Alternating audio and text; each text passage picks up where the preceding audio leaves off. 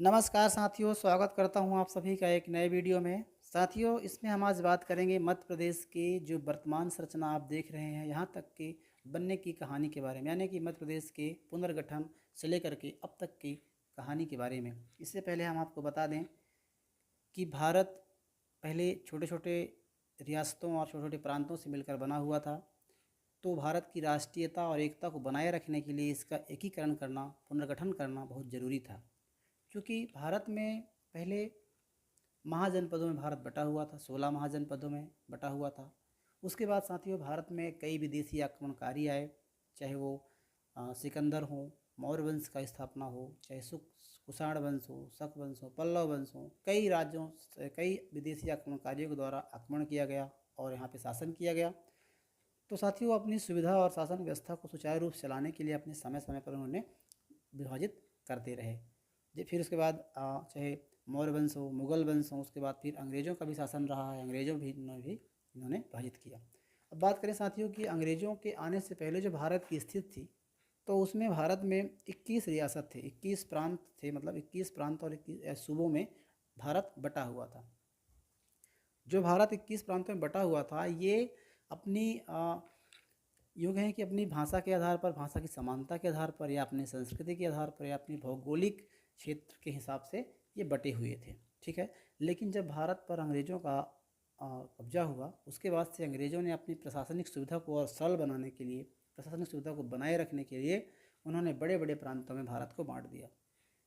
बड़े बड़े प्रांतों में बांटने से साथ ही उनकी प्रशासनिक सुविधा तो सरल हो गई, लेकिन जो भाषा के आधार पर समान थे, जो क्षेत्रीय आधार पर समान थे, सांस्कृतिक के आधार पर समान थे, उनकी जो अस्मिता थी, उन्होंने अपनी अस्मिता को खो दिया और उनको मजबूरन मतलब अपनी इसको खोना पड़ा। तो इसके बाद अंग्रेज़ों ने जब शासन करना शुरू, जैसे बंगाल प्रांत बड़े बड़े प्रांतों में डिवाइड कर दिया, बंगाल प्रांत हो, मद्रास प्रांत हो, बम्बई प्रांत हो, इस प्रकार से बड़े बड़े प्रांतों में उन्होंने डिवाइड कर दिया। क्योंकि ये बात साथियों महात्मा गांधी जी के द्वारा जब 1920 में असहयोग आंदोलन चलाया गया, तो इस बात को लेकर के जनमानस तक ये बात पहुंचाई गई कि जो भारत का मतलब जो अलग अलग भागों में बांट दिया गया है, ये सही नहीं है। तो इस बात को लेकर के जनमानस में काफ़ी आक्रोश था और असहयोग आंदोलन को सफल बनाने में बहुत हद तक इसको सहायता भी मिला। साथियों भाषा के आधार पर समय समय पर बांटने की या अलग करने की मांग उठती रही है। जैसे बात करें 1835 में, माफ़ कीजिए 1935 में उड़िया प्रांत को अलग करने की मांग उठी कि उड़िया भाषा बोलने वालों को अलग किया जाए और अलग राज्य का दर्जा दिया जाए। उसके बाद उड़िया प्रांत को अलग बनाया गया। साथ ही उसके बाद 1853 में मद्रास से अलग करके तेलुगु भाषा बोलने वाले लोगों को तेलुगु अलग, मद्रास से अलग करके आंध्र प्रदेश को बनाया जाए। इस चीज़ को भी लेकर काफ़ी आंदोलन किए गए और जो वहाँ पे सामाजिक कार्यकर्ता थे श्री राम लुल्लू, उनके द्वारा 58 दिन तक भूखे प्यासे रहकर अनशन किया और उनके बाद में मृत्यु हो गई। तो सरकार के द्वारा उसे नया राज्य भी बनाना पड़ा। तो इस प्रकार से घटनाएं घटती रही हैं। अब बात करें साथियों की सरकार के द्वारा जब भारत 1947 में आज़ाद हुआ, तो उसके बाद भारत के पास 562 रियासतें बची थी। 562 रियासतों को राष्ट्रीय एकता और उनकी अखंडता को बनाए रखना, उनको एकीकरण करना और उनको पुनर्गठन करना एक बहुत बड़ा सवाल था। तो इसी चीज़ को लेकर के भारत में एक कमेटी गठन की गई, जिसके जो प्रमुख थे वो फजल अली थे। फजल अली कमेटी गठित की गई राज्य पुनर्गठन आयोग के नाम से। इसका गठन जो है 1953 में किया गया और इसने अपना रिपोर्ट 1955 में सौंप दी। जब ये रिपोर्ट में फजल अली खान के साथ साथ के.एम. पाणिक्कर और हृदयनाथ कुंजरू 2 सदस्य भी थे। 1955 में जब ये रिपोर्ट सौंपी तो उन्होंने कुछ बिंदुओं को, जैसे कि भारत पे जो मांग उठ रही थी कि भाषाई आधार पर अलग किया जाए, तो इस चीज़ को लेकर उन्होंने विरोध किया और उन्हें बताया कि भाषाई आधार पर अलग करना सही नहीं है।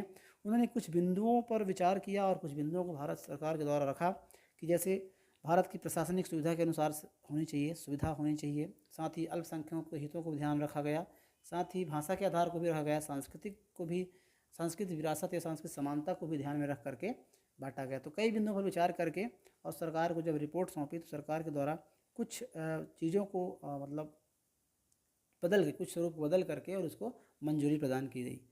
जब ये रिपोर्ट पुनर्गठन आयोग की रिपोर्ट बना दी गई, संसद के द्वारा मंजूरी प्रदान की गई, तो उसके बाद से 1956 में यहाँ पे 14 नए ज़िले, इस कमेटी के द्वारा 14 नए ज़िले और 6 केंद्र शासित प्रदेशों का गठन किया गया, जिसमें से मध्य प्रदेश भी एक राज्य था। मध्य प्रदेश साथ साथ उसके पड़ोसी देश बम्बई, पड़ोसी राज्य बम्बई और राजस्थान का भी गठन किया गया। साथियों, जब गठन किया गया उससे पहले मध्य प्रदेश की जो स्थिति थी, क्योंकि गठन किया जाना था, गठन करने से पहले जो स्थिति थी, तो मध्य प्रदेश 3 पार्टों में बटा हुआ था। इसका पार्ट ए जो नागपुर एरिया में आता था, पार्ट बी जो इसका ग्वालियर और इंदौर एरिया हुआ करता था, इसका राजधानी हुआ करता था, और स्टेट सी जो था इसकी राजधानी रीवा हुआ करती थी। जब 1956 में राज्य पुनर्गठन के आयोग के द्वारा गठित की गई, पुनर्गठन किया गया, तो इसके कुछ पार्ट मतलब स्टेट ए यानी नागपुर की जो मराठी बोलने वाले लोग थे, इनके पार्ट को अलग करके और बम्बई में दे दिया गया। मतलब जो वर्तमान में महाराष्ट्र है, पहले इसका नाम बम्बई हुआ करता था, उसको दे दिया गया। और साथ ही कुछ पार्ट्स बी का अलग करके राजस्थान को दे दिया गया। और इस प्रकार से मध्य प्रदेश की एक नई संरचना बनाई गई, मध्य प्रदेश नया मध्य प्रदेश बनाया गया। उसमें उस समय में मध्य प्रदेश में 43 ज़िले थे और 8 संभाग हुआ करते थे। ठीक है, उसके बाद से जिला बनने की कवायद शुरू हुई, जिले बनते रहे, अलग करके ज़िले बनाए गए। तो एक क्रम से हम आपको बताते हैं। जैसे 26 नवंबर 1972 को 2 नए ज़िले बनाए गए उसके बाद, तो जिसमें ज़िला भोपाल और राजनांदगांव था। इसके बाद 43 तो 45 ज़िले हो जाते हैं। इसके बाद 1992 में 10 नए ज़िले बनाए जाते हैं और 1998 में 6 ज़िले, टोटल मिलाकर के 61 ज़िले हो जाते हैं। 61 ज़िले हो जाते हैं नवंबर तक। ठीक है, और 2000 में 1 नवंबर 2000 में मध्य प्रदेश से अलग करके छत्तीसगढ़ को 26वां राज्य बनाया जाता है। तो उसमें भी मध्य प्रदेश को 16 ज़िले अलग कर दिए जाते हैं, छत्तीसगढ़ में चले जाते हैं। जब मध्य प्रदेश को काट कर छत्तीसगढ़ बनाया गया, उस समय जो मुख्यमंत्री थे वो दिग्विजय सिंह की सरकार थी, सीएम थे दिग्विजय सिंह, उन्होंने अलग करके और उसको बना दिया। तो उसके बाद ज़िले मध्य प्रदेश में फिर से कम हो करके और 45 रह जाते हैं। उसके बाद 2003 में नए ज़िले बनाए गए, अनूपपुर शहडोल से काट करके अलग करके, और बुरहानपुर और अशोकनगर, इन 3 ज़िलों को बनाया गया। उसके बाद मध्य प्रदेश फिर से 48 ज़िले हो जाते हैं। 2008 में 2 नए ज़िले बनाए गए, अलीराजपुर 49वां ज़िला जो झाबुआ से अलग करके बनाया गया, और सिंगरौली को अलग करके, सीधी से अलग करके सिंगरौली को 50वां ज़िला मध्य प्रदेश का बनाया जाता है। उसके बाद 16 अगस्त 2013 को आगर मालवा ज़िला बनाया जाता है, 51वां ज़िला शाजापुर से अलग करके, और 1 अक्टूबर 2018 को निवाड़ी मतलब टीकमगढ़ से अलग करके निवाड़ी को मध्य प्रदेश का 52वां ज़िला बनाया जाता है। उसके बाद 15 अगस्त 2023 को रीवा से अलग करके मऊगंज ज़िला बनाई जाती है, और उसके बाद मऊगंज जो होता है 53वां ज़िला होता है। इसके बाद 5 अक्टूबर 2023 को छिंदवाड़ा से अलग करके पांढुर्ना ज़िला बनाया जाता है, और सतना से मैहर को अलग करके नया ज़िला बनाया जाता है।